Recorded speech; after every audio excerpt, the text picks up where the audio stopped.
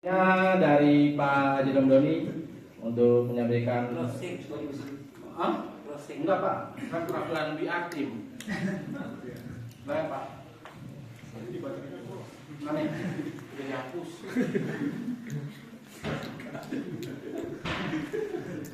Sedikit. Baik, bismillahirrahmanirrahim. Assalamualaikum warahmatullahi wabarakatuh. Waalaikumsalam warahmatullahi wabarakatuh. Saya bingung mau ngomong apa nih. Kalau dulu tuh panjang banget ya. Ya, ini ya apa namanya? Tadi pada minggu saya disuruh bicara tentang krisis katanya. Jadi kemudian saya masuk di tahun 96 di Toyota, berarti udah berapa tahun tuh? 25 tahun lebih ya? 28 tahun, 29 tahun, 29 tahun. Ya 29 tahun ini memang Toyota bergejolak ya dari tahun ke tahun. Kita biasa ada siklus 98 dulu, ya kita masuk tahun 9. Nah ini sudah saya mengalami nih sama. Kalau Pak Daulat tadi orang baru, Ali baru, saya sama sudah saya mengalami. Toyota sampai pada taraf yang karyawannya itu pasti nggak ada overtime ya. Kemudian nanam cabai. Nah, nanam cabai. Nanam cabai. Miara kambing gitu. Ya, hanya untuk mengisi waktunya tadi. Jadi kami sih berharap ya yang senior jangan ada masa itu lagi deh. Masa paling sedihnya Toyota lah gitu. Ya. Ini ada Pak Nardi juga. Saya Mbak aja. Kalau saya lebih zaman itu ya, zaman itu lebih mengamankan komunikasi Jakarta Kerawang selalu on lah gitu. Jadi kalau itu zaman itu seperti itu ya. 98 selesai, kita kena krisis tahun 2008. Nah 2008 sih sebenarnya nggak begitu apa ya berasa lah gitu. Cuma impactnya ya tadi Pak Daulat bilang ya mirip kayak tahun ini nih, Fortuner hilang gitu. Tahun 2008 kalau nggak salah itu kita kan mau dapetin project sekelas apa ya Vios tapi juga nggak dapet gitu.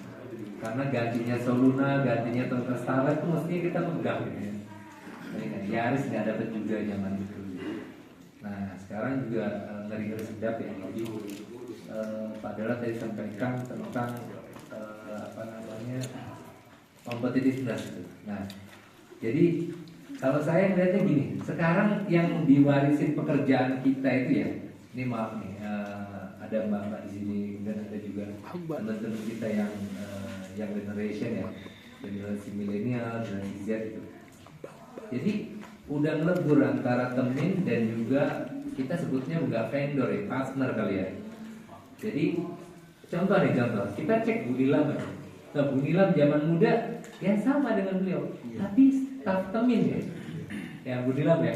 Jadi saya juga sama dengan posisi mungkin sekarang ada di Kak Lufti, ada di Mas Hari di sana. Itu sama gitu, posisi saat itu karyawan temin, tapi sekarang udah jadi partner.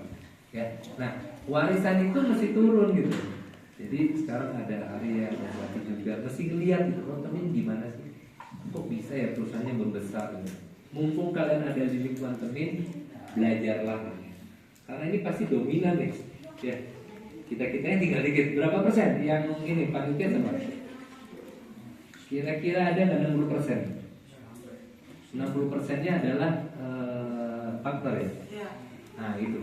Ya, lama-lama mungkin ya tadi 70-30, 80-20 sampai ada 10/90. Ya. Nah itu.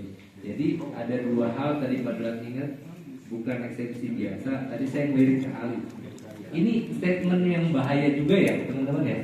Jadi takutnya gini, pimpinan, teman-teman juga ngerasa karena bukan eksekusi biasa, jadi kalau ada ide-ide itu takut gitu. Nah itu jangan.